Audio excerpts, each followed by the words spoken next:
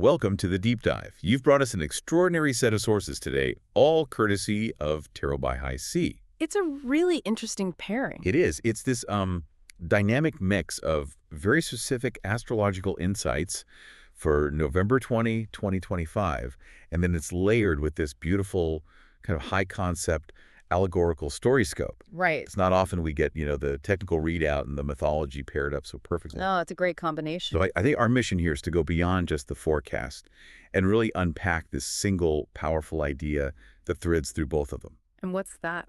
That true transformation, it seems, only happens when we look back, confront what we abandoned, and then start this really deep process of restoration. I love that. And what's fascinating here is how the sources refuse to separate illumination from disruption. They're a package deal. A package deal, yeah. The core theme is that gaining profound insight is, well, it's inherently destabilizing. When you finally understand a truth, especially a truth about yourself or your past, everything shifts instantly. Yeah. So we're going to explore how facing these deep insights doesn't just give you knowledge. It completely, resequences your present. It paves the way for psychological freedom and the restoration of forgotten potential. Okay, so let's jump right into the immediate focus then. November 20th, this psychological work that's required. Mm-hmm. The sources, they set up a really clear mandate.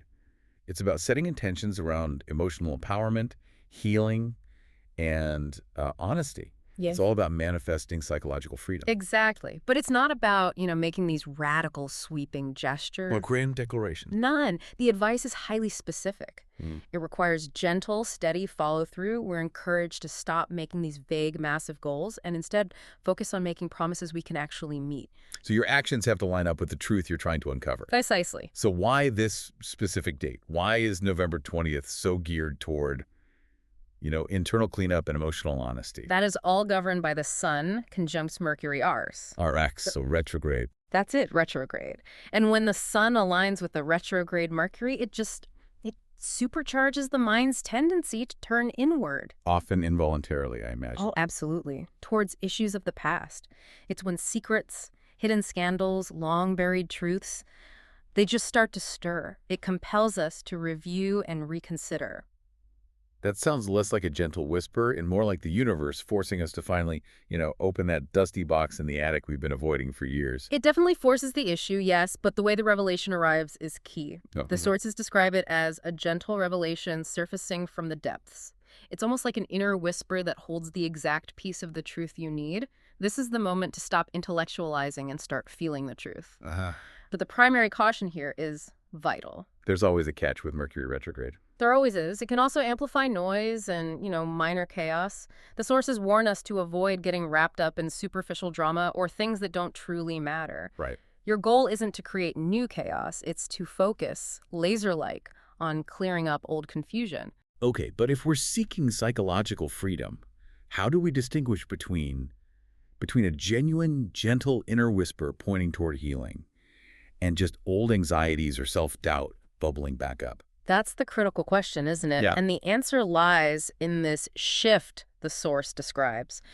Profound understanding is accessible not just in the mind, but also in the body and spirit. Oh, interesting. If the insight gives you a sudden, unexpected sensation of physical relief, of release, that's your confirmation. So it's a felt sense. It's a felt sense. It isn't just a new piece of information you can analyze. It's a transformation that reorganizes your whole being. A genuine revelation feels like your nervous system finally settling down. I love that distinction. Moves us away from overthinking and into integrated knowledge. Exactly. Now that immediate psychological reset is huge, but you mentioned this work is supported by something massive happening in the background. That's right. So if the Sun-Mercury conjunction is the daily nudge, what's the long-term structural support? That brings us to the generational influence.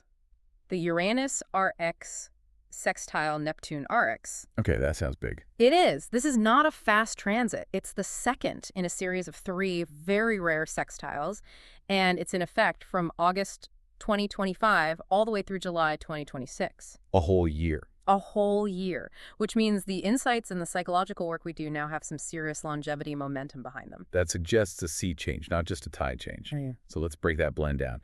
Uranus is innovation, disruption, sudden genius, and Neptune spirituality, subtle energies, dreams, mysticism.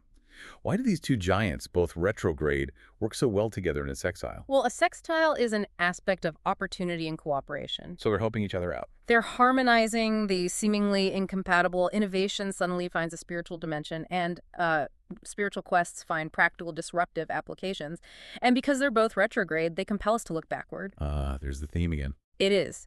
To review those massive, slow-moving cultural or spiritual trends we abandon, and then reintroduce them into the future design. This is why the source offers that incredibly compelling idea that mystics and revolutionaries might be saying the same thing in different languages. Exactly. Think about what that looks like in the real world. It's not just, tech gurus versus spiritual leaders. Well, It might mean something like ancient, sustainable agricultural practices, something we might see as primitive, being reinvented with cutting-edge biotech, because we realize the original intuitive design was correct all along. that makes the connection so concrete. It suggests the solutions for the future aren't necessarily new ideas at all, No. but maybe ideas that were too far ahead of their time or were dismissed as too fanciful or too soft by a purely materialistic culture. Exactly. And that idea of reinstating what was dismissed is the real engine of this transit. This Uranus-Neptune period is fundamentally about restoration. Not an invention.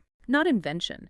It's about restoring integrity to systems, rejuvenating broken relationships, refurbishing or repurposing old projects. So if I had, say, a business idea that failed 3 years ago because the infrastructure wasn't ready for it, Yes, this influence is telling it to dust that off. precisely. The source states it so clearly.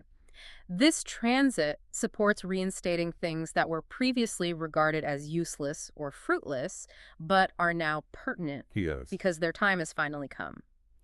This applies to art, social movements, technological breakthroughs, psychological breakthroughs. What was premature now finds its moment. That's a powerful validation for anyone who felt they were fighting a battle they couldn't win years ago. It is. Okay, to truly ground this cosmic process, this idea of restoration and revelation, let's turn to the allegorical mirror.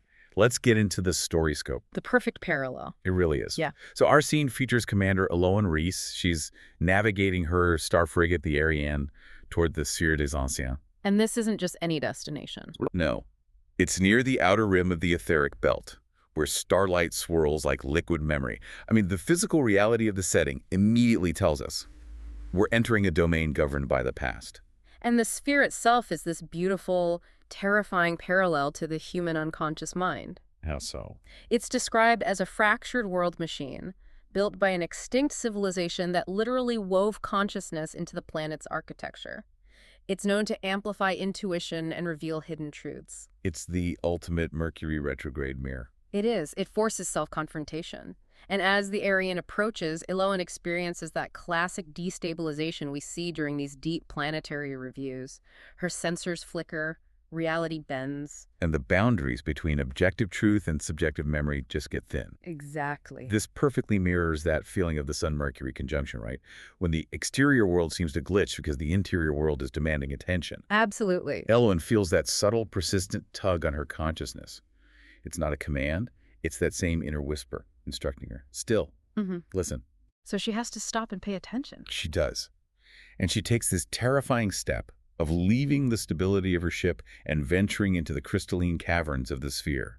So tell us what she encounters there, because this is the heart of the whole restoration story. Well, she's not confronted by grand, ancient alien secrets, but by her own debris. Her own debris. She finds fragments of her own past, missions she abandoned too quickly, relationships that dissolved in haste, out of fear. Wow. Brilliant engineering ideas that she herself dismissed as, personal folly or just a distraction. And in that environment. In that sanctified, truth-amplifying environment, these forgotten elements suddenly shimmer with this profound, renewed relevance.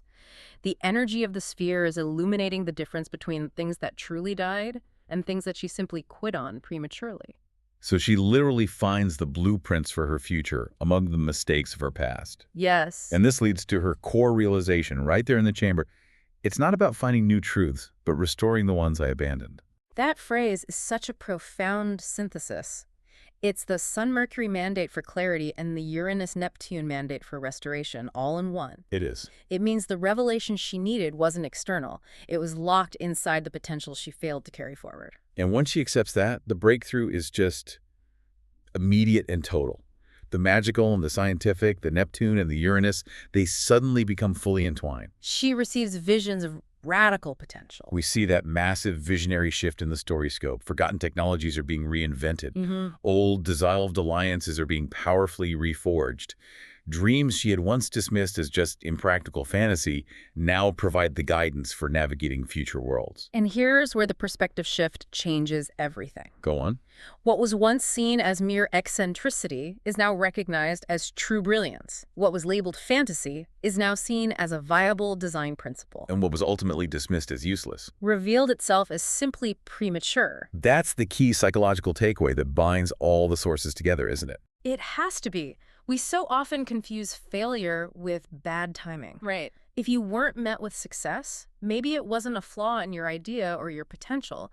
Maybe the world simply hadn't caught up to your vision yet. And that realization is transformative. Hugely. It absolves past self-judgment, and it frees up enormous energy for the present.